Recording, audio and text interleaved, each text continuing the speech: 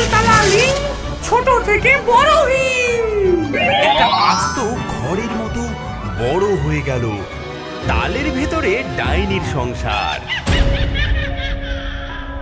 বের করে দিল, আমাদের সাধের কুমড়ো বাড়ি থেকে বের করে দিল। মানুষগুলো বড্ড ঝগড়াটে। কি আরামের যে ঘুমটা দিচ্ছিলাম, এই তারাটা না দিলেই কি চলছিল না।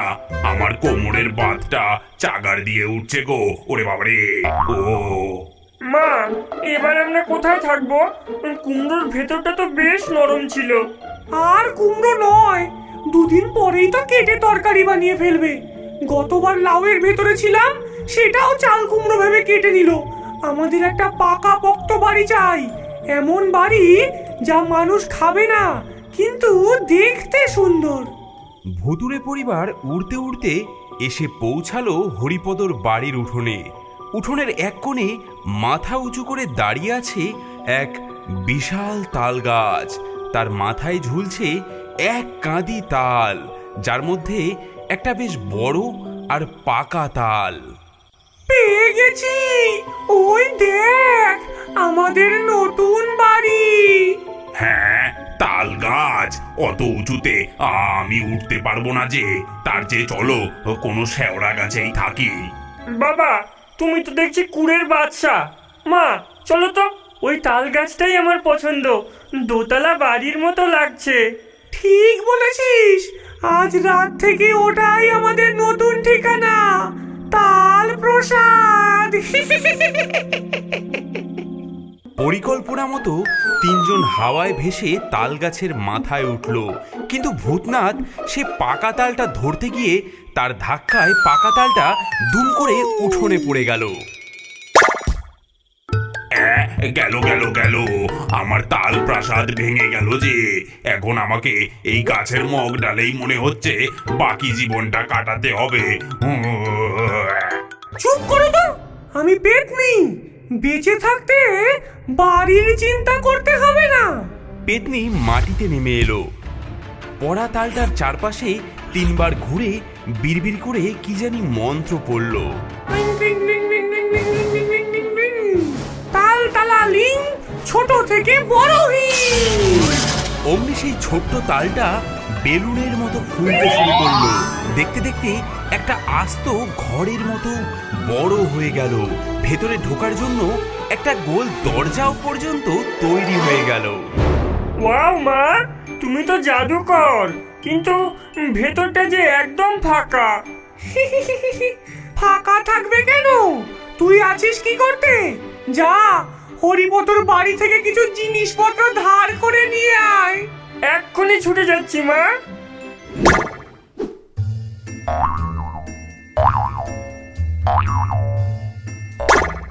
কিছুক্ষণের মধ্যেই ফুচকি ফিরে এলো।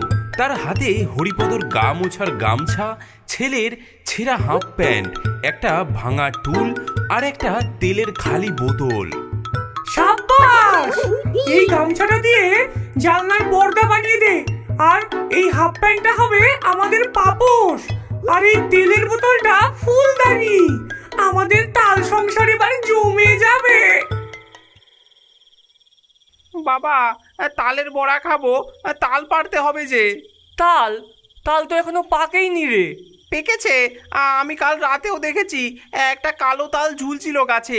আজ উঠোনে পড়ে আছে, ওটা দিয়েই বড়া বানাও। হরিপদ উঠোনে গিয়ে দেখে একটা বিশাল অদ্ভুত তাল পড়ে আছে, কিন্তু সেটা এত বড় যে একা তোলা অসম্ভব। এ কি রে বাবা, এটা তাল না হাতির ডিম?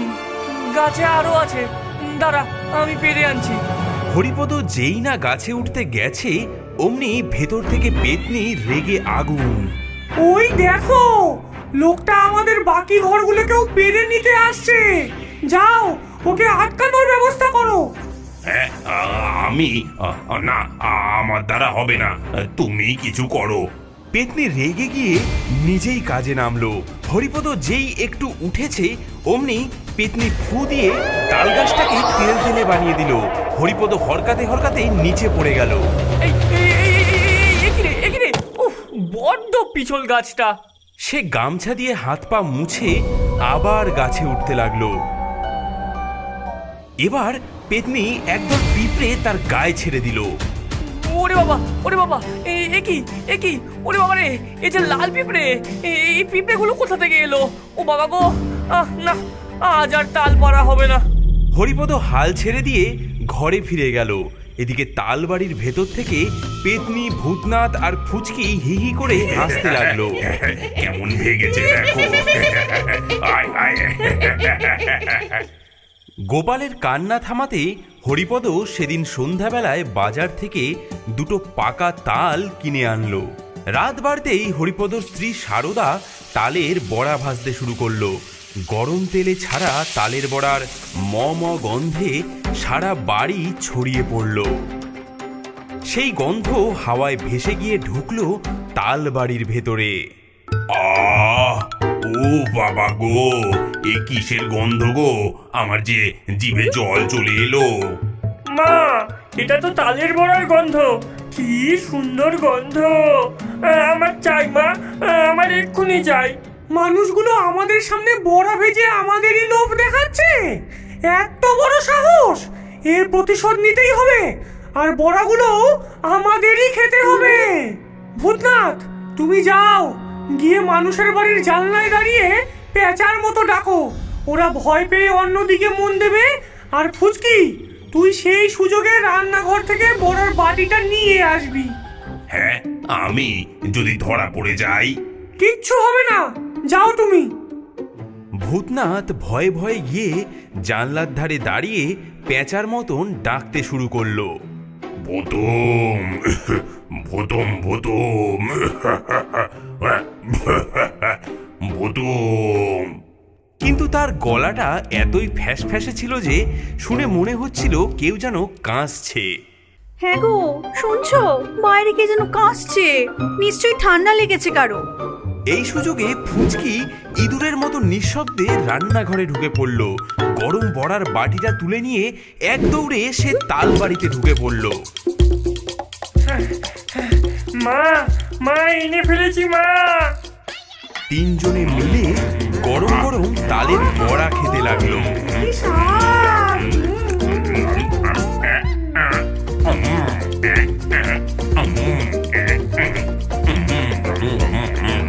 কি সুন্দর গো খেতে। আহ, কি স্বাদ! জন্মেও যে এমন জিনিস খাইনি গো। দেখলে তো আমার বুদ্ধি? এবার হবে আসল মজা।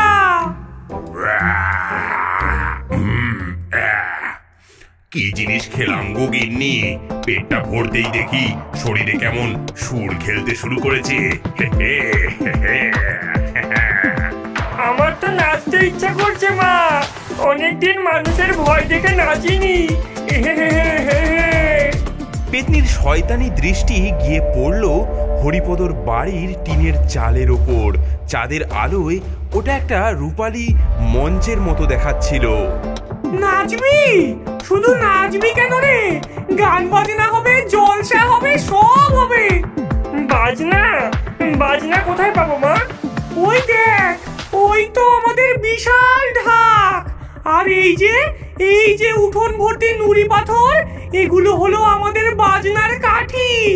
আজ রাতে আমরা মানুষকে এমন সঙ্গীত শোনাবো যে তারা জীবনেও ভুলবে না।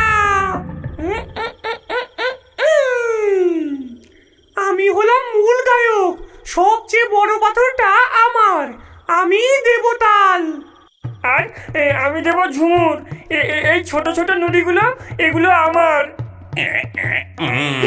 তাহলে আমি দিই মাদল। আমার হাতে ওজন আছে, আওয়াজটা ভালোই হবে।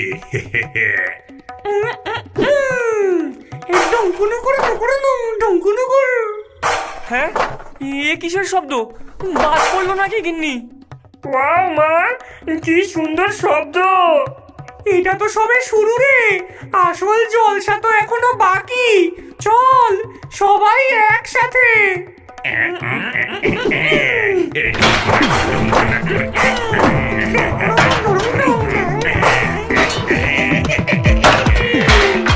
বাবা, বাবা, ভূত! ভূত এসেছে মনে হচ্ছে। ওরে বাবারে! চালে ঢিল মারছে গো, ডাক ডাকাত পড়লো নাকি বাড়িতে?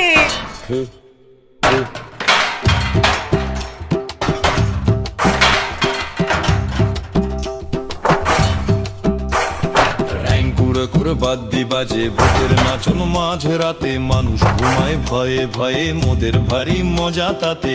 হে হে ওই ঢাঙ্কুর কুর।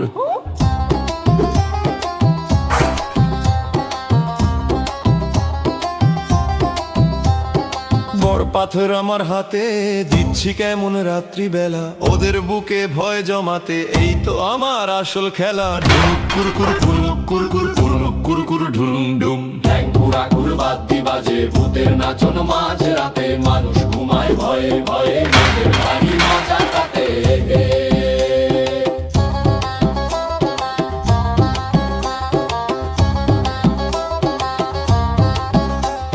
ছোট নুড়ি ছুটছি কেমন, দিনের চালে লাগে বেশ, পাখির মতো নাচি আমি, নেই তো ভয়ের মাত্র লেশ। ঢ্যাঙ্কুর কুরু ঢ্যাঙ্কুর কুরু ঢ্যাঙ্কুরা কুরু বাদ্যি বাজে ভূতের নাচন মাঝ রাতে, মানুষ ঘুমায় ভয়ে ভয়ে, মোদের ভারী মজা তাতে।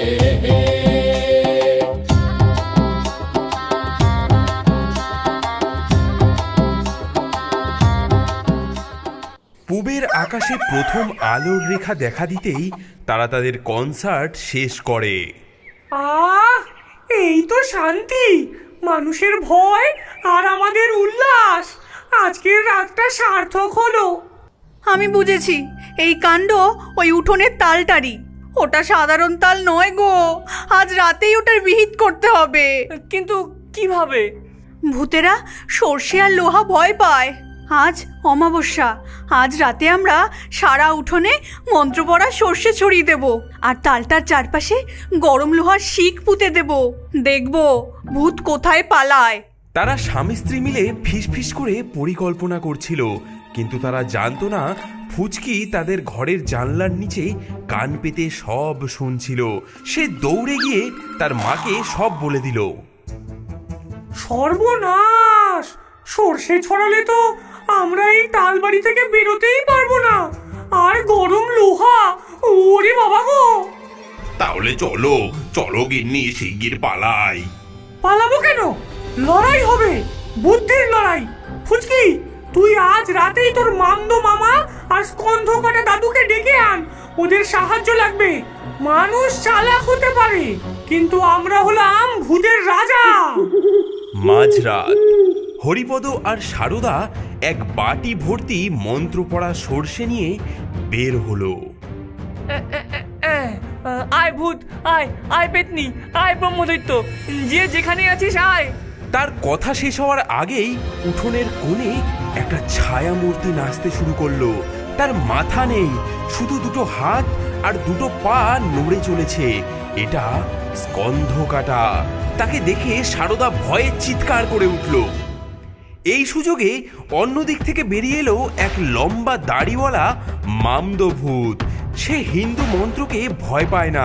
সে একটা বিশাল কচুপাতা হাতে নিয়ে ঝড়ের বেগে ছুটে এলো এবং হরিপদর ছড়ানো সমস্ত সর্ষে সেই পাতায় ঝেঁটিয়ে তুলে নিল। কি গো কর্তা, এই সামান্য সর্ষে দিয়ে আমাদের ভয় দেখাবে?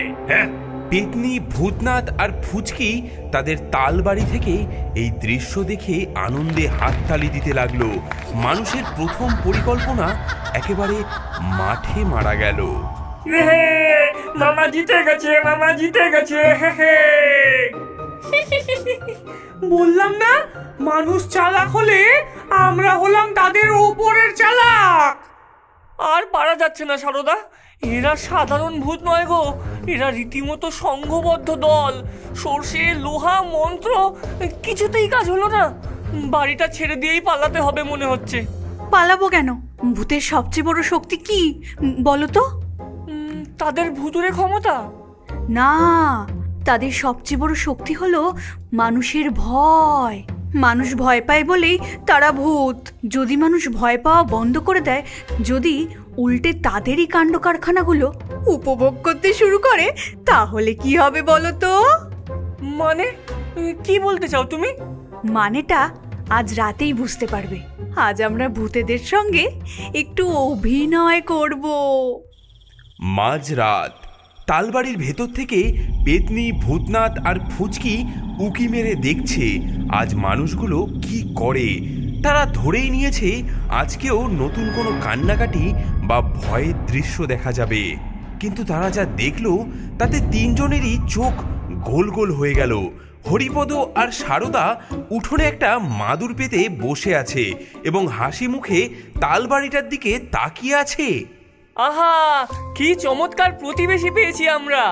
কাল রাতে টিনের চালে যে ঢ্যাঙ্কুরাকুর কনসার্টটা হলো, আহা হা হা, আমার তো শুনে একেবারে কান জুড়িয়ে গেছে গো।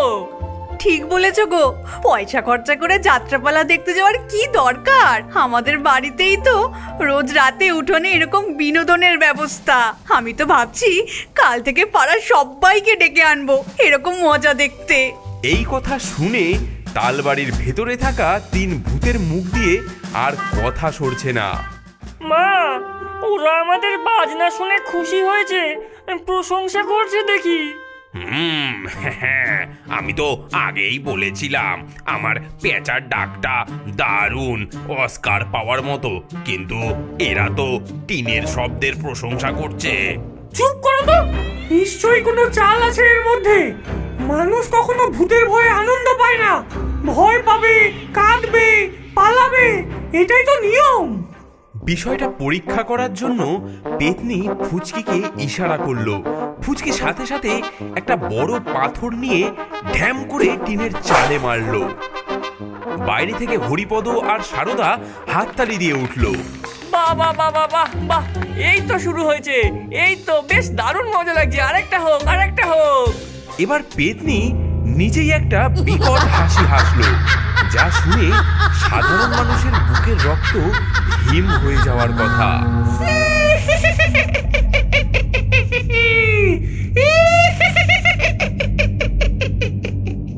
ও মা, কি মিষ্টি গলা গো! আমাদের গোপালটাকে গান শেখানোর জন্য রেখে দিলে কেমন হয় গো? এই কথা শোনার পর পেতনির মাথা ঘুরে গেল। তার এত বছরের ভুতুড়ে জীবনে এমন অপমান সে কখনো সহ্য করেনি। ভয় দেখানো তার পেশা, তার শিল্প, আর সেই শিল্পের এমন তারিফ, এটা তো অপমান। না, এটা হতে পারে না। আমরা ভয়ঙ্কর, আমরা বিভৎস। আমাদের দেখে তোরা ভয় পা, ভয় পা বলছি, কান্না কর তোরা। বাহ বাহ বাহ বাহ বাহ বাহ বাহ, বেশ সুন্দর, বেশ সুন্দর। আরো হাসো, আরো হাসো, আমাদের তো বেশ মজাই লাগছে। মা, কি কি হয়েছে? আজ রাতে আমরা কি? চুপ, একটাও কথা না। আবার ঢিল ছুড়বি যাতে ওরা আবার হাততালি দেয়, বলে কি সুন্দর বাজনা। হ্যাঁ, ওফ, শরীরটা কেমন খালি খালি লাগছে গো। ভয় দেখাতে না পারলে ভুতুরে শক্তিটাই যে আসে না গো। এই শোনো শোনো শোনো, কিসের যেন শব্দ আসছে না একটা? হরিপদ একটা ধারালো কুড়ুল নিয়ে আসতে থাকে। সে সোজা এগিয়ে যায় তাল বাড়িটার দিকে। ভূতেরা ভেতর থেকে ভয়ে ভয়ে দেখতে থাকে। মা, সর্বনাশ! কি হয়েছে? মানুষটা হাতে একটা মস্ত বড় কুড়ুল নিয়ে আসছে। আমার কুড়ুলটাতে সানও দেওয়া রয়েছে গো। কুড়ুল? ওরে বাবারে, গাছ কাটবে নাকি? না না, গাছ নয়, ওটা তো আমাদের বাড়ির দিকেই আসছে গো। মা, এবার তো বউটাও আসছে, আর হাতে একটা বিশাল কড়াই। তার পেছনে গোপাল এক বোঝা শুকনো কাঠ নিয়ে আসছে গো। কড়াই, কাঠ, কুড়ুল, কি করবে ওরা? যজ্ঞি দেবে নাকি? হ্যাঁ। বাইরে থেকে হরিপদ আর সারদার গলা শোনা যায়। তারা এমনভাবে কথা বলছে যেন উঠোনে আর কেউই নেই। সারদা, ভালো করে দেখে এলাম, তালটা না একেবারে পাকা, বুঝলে তো? একদম খাসা বড়া হবে। হ্যাঁ, আমি তো একটা নামও ভেবে ফেলেছি, ভুতুড়ে ভাজা। কেমন হবে? দারুণ হবে মা, দারুণ। পাড়ার সবাইকে খাওয়াবে? নিশ্চয়ই খাওয়াবো। কিন্তু একটা সমস্যা আছে যে গিন্নি। কি সমস্যা? এই আস্ত তালটা তো আর উনুনে চড়ানো যাবে না, আগে তো এটাকে কাটতে হবে। আরে ওটা কোনো সমস্যাই নয়, ভেতর থেকে ভূতগুলোকে একটু সরে যেতে বললেই হবে। তারপর আমরা এটাকে কুচি কুচি করে কেটে গরম তেলে ঠিক ঠিক বলেছো গিন্নি, গরম তেলে ফেললেই একেবারে নরম তুলতুলে হয়ে যাবে। এই কথাগুলো শোনার পর তালবাড়ির ভেতরে যেন পারমাণবিক বোমা ফাটলো। মা, ওরা আমাদের বাড়ি কেটে ফেলবে গো। আর আমাদের দিয়ে বড়ার পুর বানাবে। ও বউ, আমি ভাজা হতে চাই না, আমি পালাই। ওরে বাবারে, না না, এটা হতে পারে না। কি না ভাজা হবে নাকি? না, এই অপমান আমি সহ্য করবো না। ভূতের সংসার কেটে বড়া বানাবে, এত বড় আসপর্দা। চল। কোথায় যাবো মা?